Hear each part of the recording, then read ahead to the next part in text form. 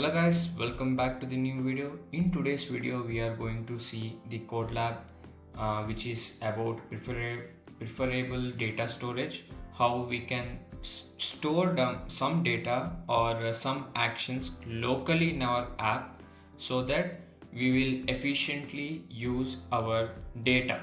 Okay, so without wasting any time, let's begin today's video.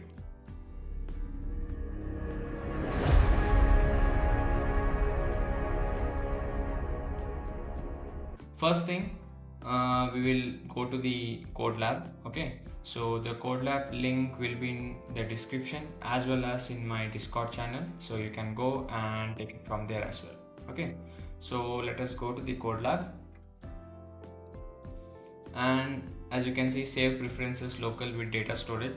This codelab is everything about. Sometimes you don't need the backend database like SQL or your Firebase to store everything. Okay, so it will be like a overkill for you. So what it does is there is a small amount of data that you can store internally or locally in your app, and we will see how we effectively use it. Okay, so this is all about the codelab. Here what we are going to see is there is two types. One is the grid view and one is the list view. And when you click on list view and exit from the app, when you come again, it should remember that you exited in the grid view or list view. So this will be an app.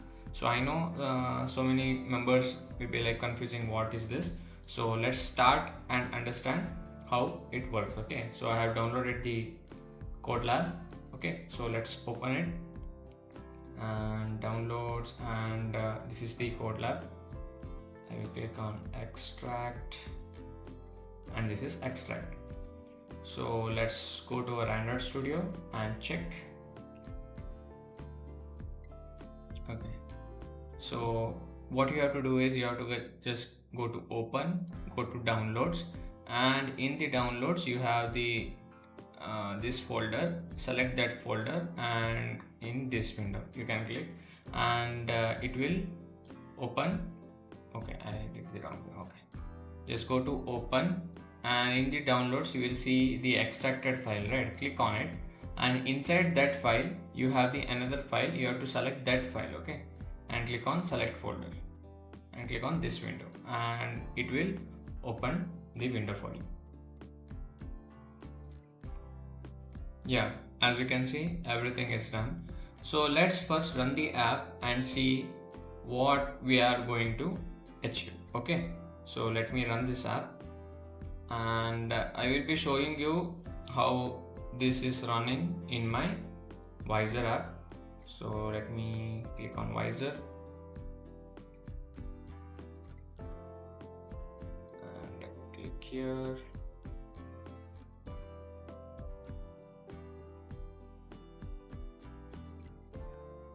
See, yeah, it is successfully built now. Okay, so let me see in the Visor app.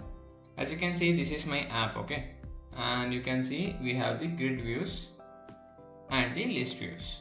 But when I, for example, I exited my app in the, what you can say, grid views. Okay, I am exiting the app now. Okay, I am exiting the app in the grid views. But if I go again to the app, it should be in grid views, right? But it is coming in the list view. That means the app is not storing the data which I have edited. That means it is recoming, or it is starting from where the app is started, and it have no data which I left. Okay, so what I have to do is when you click on grid view and exit, when I come again and click on it, you have to see the grid view. So this is what we are going to do, and we are going to use the local data for this. So what you have to do is, first thing is let us come here and call one dependency. This dependency is for data storage preference. Okay, so let me copy this dependency, and you can see here build gradle.kts. Come here and copy the dependency here. Okay, after copying the dependency, just click on sync now, and it will get synced and the import library will be updated. Yeah, now it is synced. So next what you have to do is you have to write one user preference directory. So in the data section, for example, here you have the data section. Okay, so locally we have stored some things now, so we have to store more things, right? So in the data section I will create one class named user preference repository, and what I will do is I will write it that whenever I come and edit this or layout I do, it should be in the same way where it's supposed to be. Okay, what is this? Okay, extra things got copied. Okay, so you have to get, so I am saying that whenever I pause, wherever I pause, next time I open the app, it should start from there. So next thing what I am doing is in the UI I am going to change the desert release model. For example, you can see here you have the desert release view model. So I am going to change, because I changed some things there, so I have to go and change here as well. Okay, I have changed here. As you know, it is showing desert release application. That means I have to create one more file, that is the desert release application. Okay, so let me copy this, and what you have to do is you have to come to the exam, this one, desert release. Okay, and you have to go here and click on class and copy this and click enter. What I will write in this is I will write that I will connect the UI which I have done here to the repository. Okay, just two things I am going to do. As you can see, I have collected the UI repository to the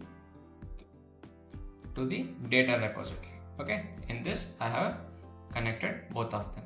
After that, you have to do a small change in the XML file, because you have changed, or you are using the, what you can say, new local directory for your app. So you have to change this XML. Make sure you give no spaces. For example, if you give a single space here, it will show error for you. So make sure you don't give any space and copy as it is the file I have given. Okay, so that's all. Okay, so let's run the app now and see whether it's working, or do we have any error to see.